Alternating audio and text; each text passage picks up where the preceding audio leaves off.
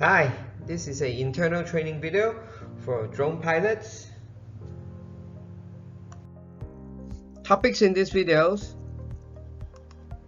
the Mavic feature highlights, Go4 user guides, controller guides, intelligent flight modes, drone regulations, internal rules and regulations, safety precautions and emergency situations. The Mavic feature highlights. The Mavic series drones was first released on September 2016 with a foldable design for better transportations. Mavic series currently includes the Mavic Pro, Mavic Pro Platinum, Mavic Air, Mavic 2 Pro, Mavic 2 Zoom, and also the new Mavic Mini. Specification you can read up below and also on the next page. This is a table of the different models and specifications. Mavic. Go4 application user guides, controller guides. This is the main screen for the Go4 applications on your handphone or on the tablet. On the main screens, once you connect it to the drones, this is the image that the camera will see. You will see the image on the camera, on the drone. And what is important here are the bar on the top that shows all the signal strength, and the bar on the bottom that shows the flight telemetry. So we go very fast on the bar on the top. So you can see here there are the flight modes, the GPS signal. Ideally it must be more than 10. The forward system vision sensors, the remote control signal, the video link signal, and most importantly the drone battery level. This will be shown on a percentage on the top, and also there's a green bar line that shows the overall what's the level of the battery. So this you can see from that line as it goes down from green to yellow to red.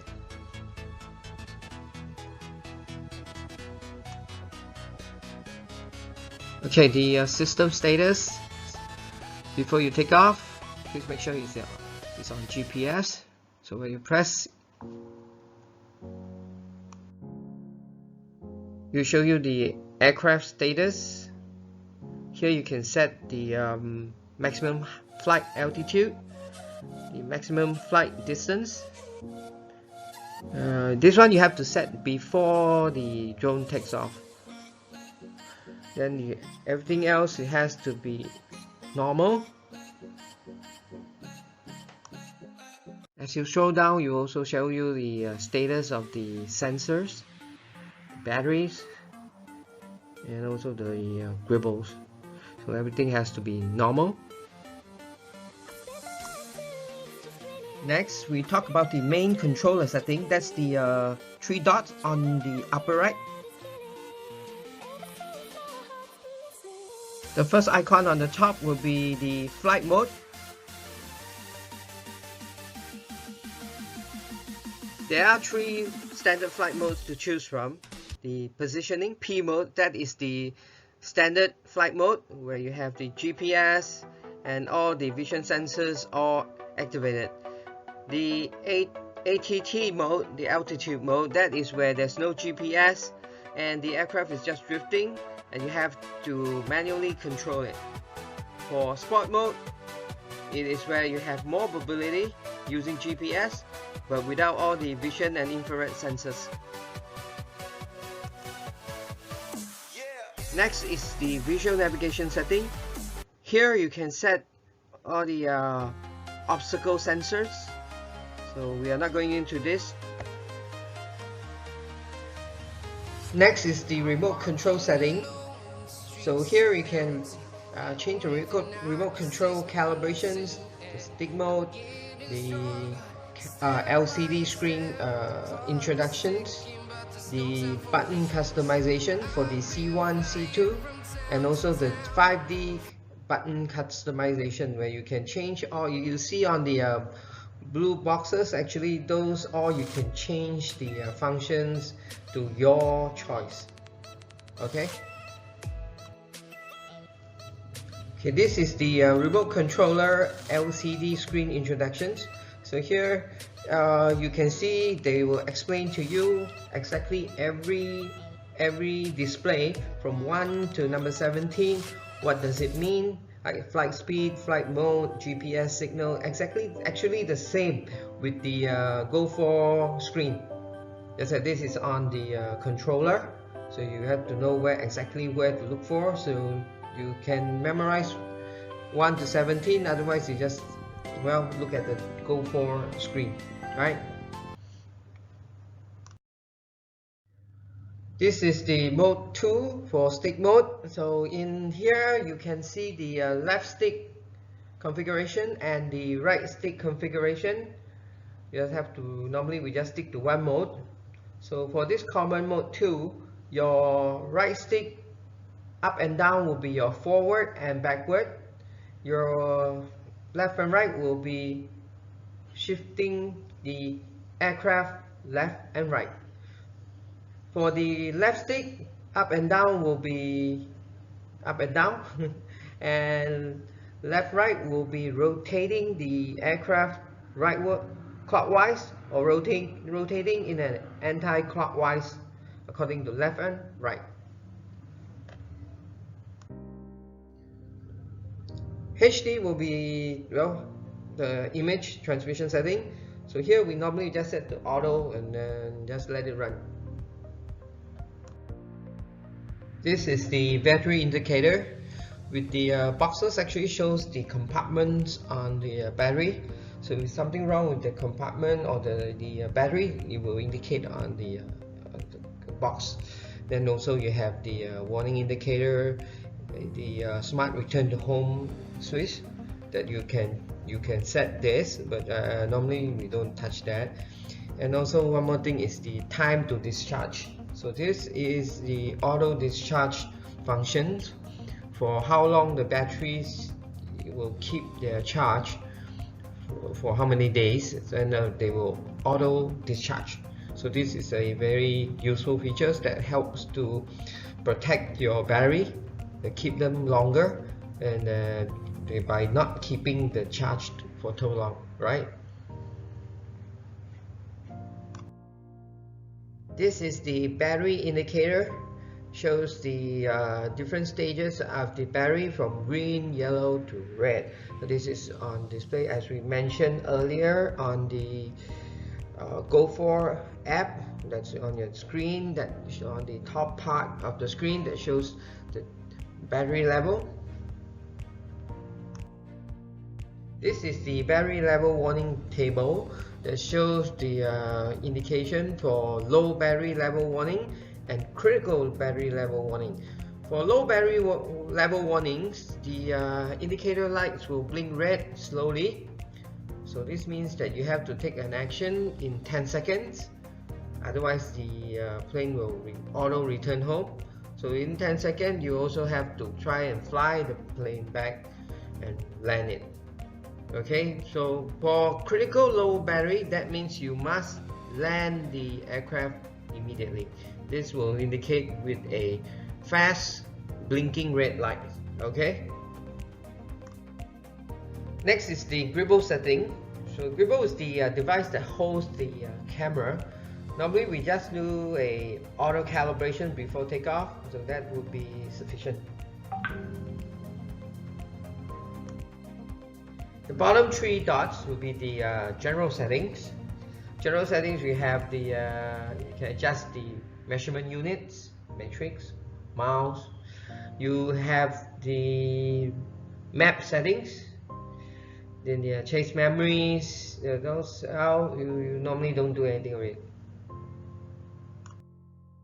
On the right side of the screens, you have all related to the resolutions or the settings for the cameras, like the standard ISO, shuttles, EV, white balance, all that. They are all related to the picture quality or video quality of the drone. Still on the photo settings, you will have the setting for the photos, image size, image format, white balance, styles, and color conditions. On the last part of this segment, I will show you on the importance of IMU calibrations. So you have to go into the advanced setting. Under the advanced setting, there is a sensor. Once you go in, then you will see this screen. You have to select the calibrate IMU, so that it will show you a sequence of instructions for you to follow. Okay, the intelligent flight mode. The intelligent flight mode is on your left. You can click the video tutorial mode, then you can see the tutorial on how to execute the intelligent mode. Okay, I'll go through a bit fast. For the normal mode, it is well, you switch off the beginner mode, so everything will be faster.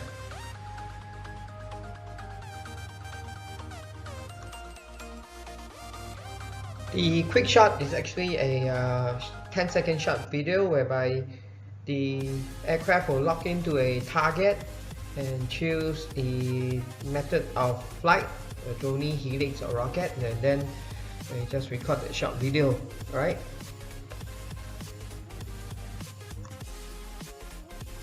The gesture mode is actually the capturing selfie with motion or waving your hands to activate the camera. The active track mode, like what's mentioned, it mark and track moving objects when the aircraft automatically will avoid obstacles and follow the object. Tap flight features, actually you can design the aircraft direction without using the controller, and the aircraft will automatically avoid obstacles during flight. In cinematic mode, the aircraft actually takes a more smoother video with the aircraft moving less erratic. In tripod mode, it is designed to give smooth and steady pictures or videos by limiting its movement. In terrain follow mode, the aircraft can maintain the aircraft height while going up a hill with a 20-degree incline. This doesn't apply to downhill. In point of interest mode, the drone will select a target and orbit around the target at a desired radius. Next is the follow me mode. In this mode, the aircraft will hover and follow the pilot at a desired altitude. For waypoint, like what it says, it used to create a specific flight path that the aircraft will follow.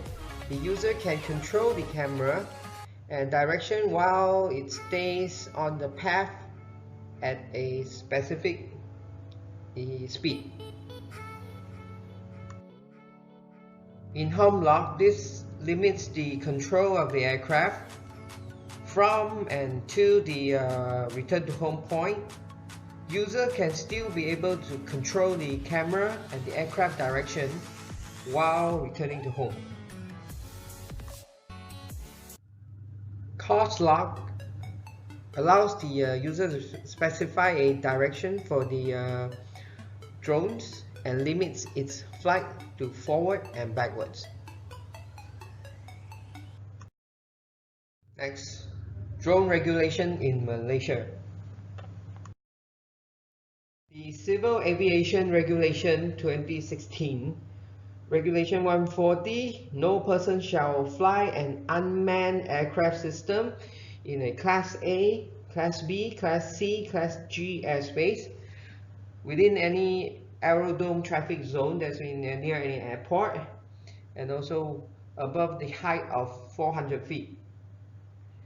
Regulation 140 also states that you are not allowed to attach any objects or animals on the aircraft. Regulation 143 states that you need authorization to fly above any over any assembly of people, open airspace, 50 meters from any vessels, vehicle, structures, or anyone's land, and then 50 meters from any people, and 30 meters takeoff away from anyone.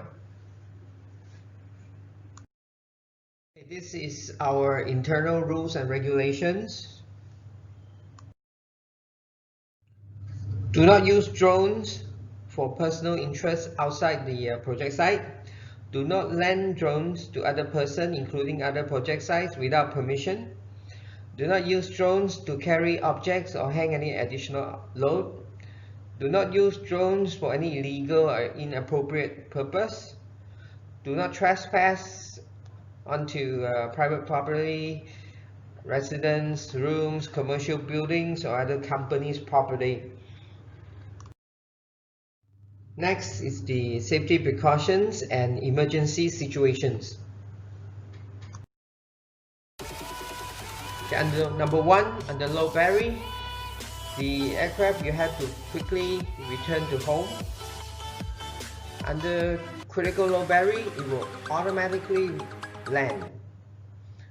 Under signal loss, you will automatically return to home. When GPS signal loss, you will go to ATT mode and you will hover and you will try to control manually, regain control manually, and fly back.